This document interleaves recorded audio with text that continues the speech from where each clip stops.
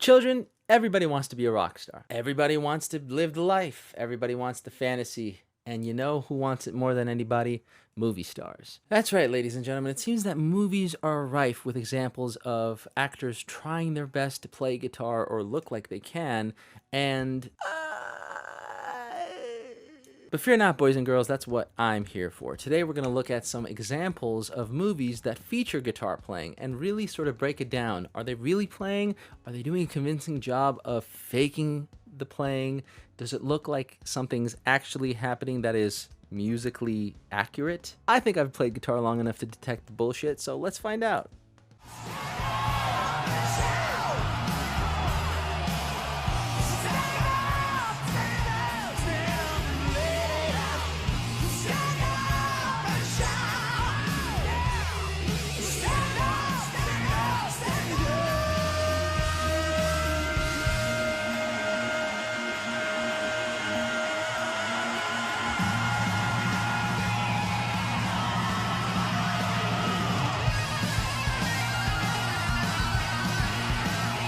That was, of course, a clip from the 2001 major motion picture Rockstar starring Mark Wahlberg. Fun fact, we have Miles Kennedy from Alter Bridge singing opposite side Mark Wahlberg, so that's a pretty cool thing. How's the guitar playing? Well, for those who aren't aware, that's actually Zakk Wylde. Zakk Wylde of Ozzy Osbourne's band, playing, I guess, the role of the lead guitar player. I forget the name that his character has in the movie. He doesn't really have any speaking parts, I don't think. But his character is the lead guitarist of the band, and Zakk is a phenomenal lead guitar player. That's definitely legit. I don't think there is a inauthentic bone in Zakk Wylde's body. That was a legit solo. Everything on screen looked like it checked out. I mean, he was doing this... Actually, wait, hold on. Let's get some help from El Alvaro. He was doing this thing where he was kind of just going on like a pinch harmonic. He was going...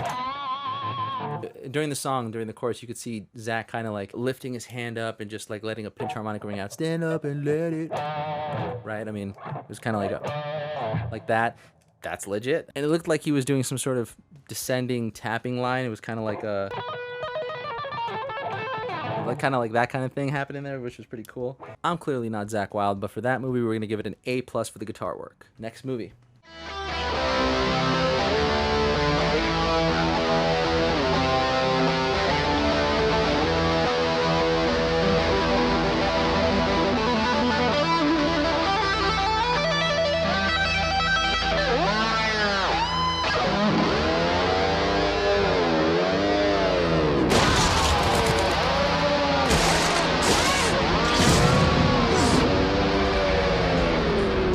Wow, my memory of that movie, first of all, I love that movie. I haven't watched it in a while. Whenever I think of that part where he's just sitting on his roof playing the guitar, I always remember it being like a moment of catharsis for the character. And it was like an important thing for him to do to let his emotions out and whatnot. I guess I never really noticed how off it was from actual guitar playing. I mean, there's a part where he's literally letting a note ring out, meaning it's going like, wah, but you see his right hand going crazy on the strings, which is impossible. There's that first part where he's going...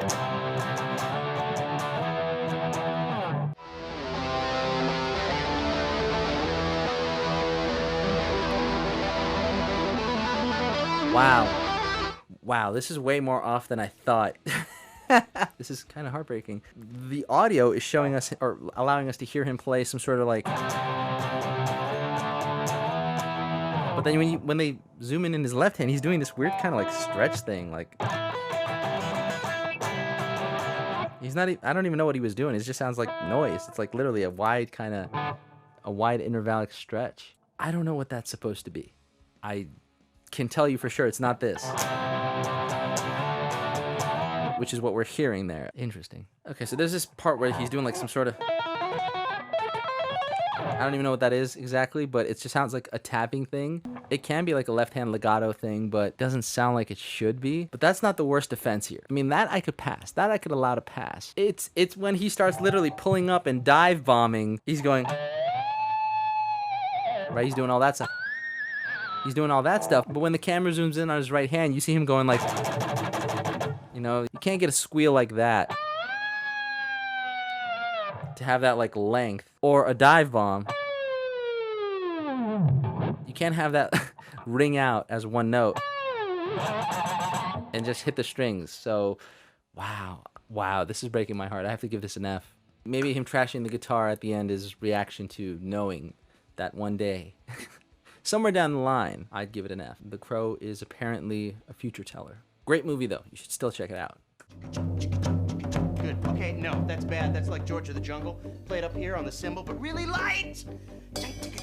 Oh, that's it. Okay, keep going with that, Zach. Do you remember this thing I taught you a minute ago? It goes like... Yes! Yes! Oh! All right, let's go!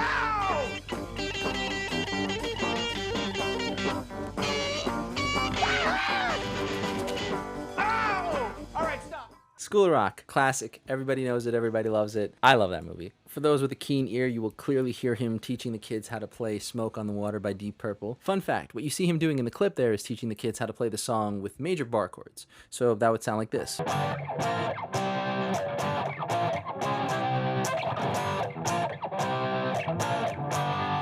But usually people play that song with just straight power chords, which is a simplified version of the bar chord. And it's kind of like a rock and roll chord. It would sound something like this.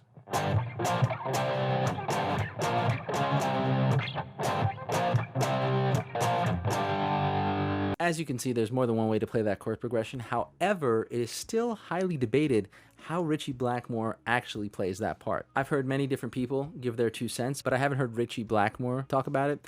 Granted, I never looked it up. I'm not gonna right now either. Laziness. But it's identifiable, which is all that matters when you're playing a song. As for Jack Black, his solo thing, man, I don't know where that man gets his energy. Like the thing where he goes like, and he just like bends his back all the way backwards. I don't know if that's possible. I don't know if that's really him doing that, but I want it to be possible. I want to know that that's possible to do because it gives me something to aspire to. So yeah, I'm going to give that an A for awesomeness.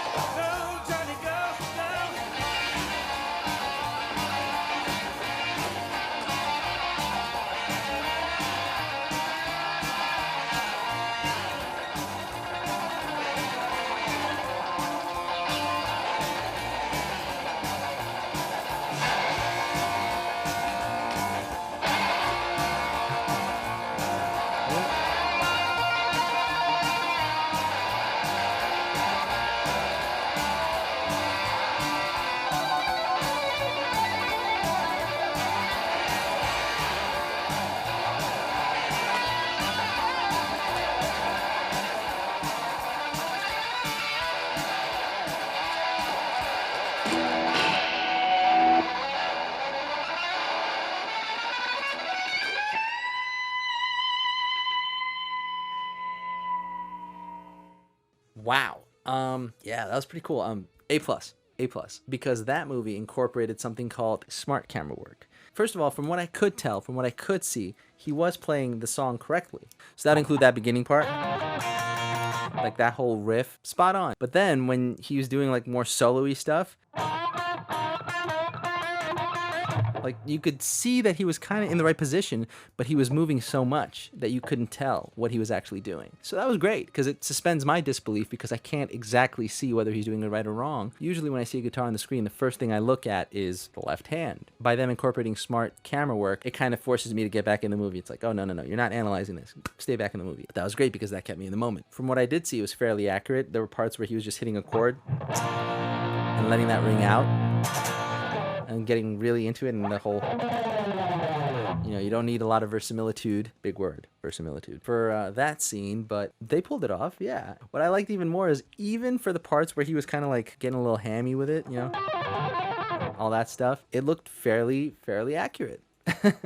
Granted, it's textbook example of somebody just completely losing the plot and going on off the deep end. I've never seen this happen live. I've never had it happen to me, but I think we all as performers would love to sort of get to that place where we just kind of are on autopilot and we're just flying and vibing with the music. That's the goal, I think, for everybody. The key, of course, is to not go off the deep end and make it musical and enjoyable for the people listening. But yes, A+. That was pretty cool. And that guitar was sexy.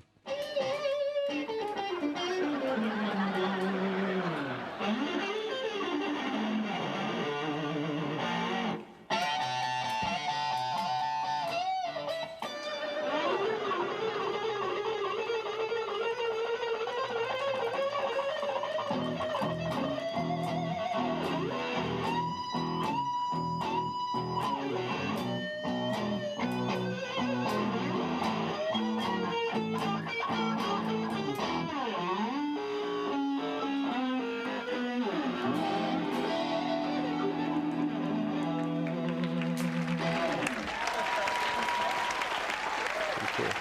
Okay, here's a tip for all the viewing audience members right now. And this might ruin the movie going and TV watching experience for you, but the way you can tell when somebody's really faking playing the guitar is, again, exaggerated movements, right? So in that first riff that Danny was doing, he was kind of doing like a blues thing. A lot of movement, but what gave it away was, if you could hear at the end, the lick kind of goes, kind of does like a slide out of the lick. But Danny doesn't do that at all. The sound is that of a slide. But Danny, when he's playing, he just takes his finger off. So that was a bit weird. The second thing that he was doing was just kind of like a double stop thing. Something like that. I mean, that looked fairly good, but again, smart camera work. He's moving a lot, gyrating, and the camera pans up to him. So you can't tell. It looks more real. The second guy, Viper, I think his name is, he could play. That chromatic run, pretty legit. Something like that. Yeah, that guy could clearly play. One thing that was really cool about that clip, though, is you could see that Danny clearly knows he's been blown out of the water, technique-wise. And what he does is, while that guy's playing, he just goes, "You got it, man." And he just starts supporting his playing by adding some rhythm to his lead. That's a really beautiful thing. That's like a touching moment. I don't think I've ever seen that happen in a guitar duel between two guitar players, where somebody goes like, "Yeah, you're the man. Let me support you with some rhythm for your sweet licks." That's a beautiful thing. It's kind of a powerful moment. But it gets a B. Well, there you go, children. Hollywood did its best to try to fool us, but Uncle Rave ain't gonna let that happen to you. So what did you think? Did any of them fool you? If you like this video and you want to see me break down more guitar playing in movies and television, let me know down in the comments below. Please do not forget to give this video a like. Turn that sucker blue. Helps me out a lot. I appreciate it, and I appreciate you. Thanks for watching. Take care of yourselves and each other. I will see you next week.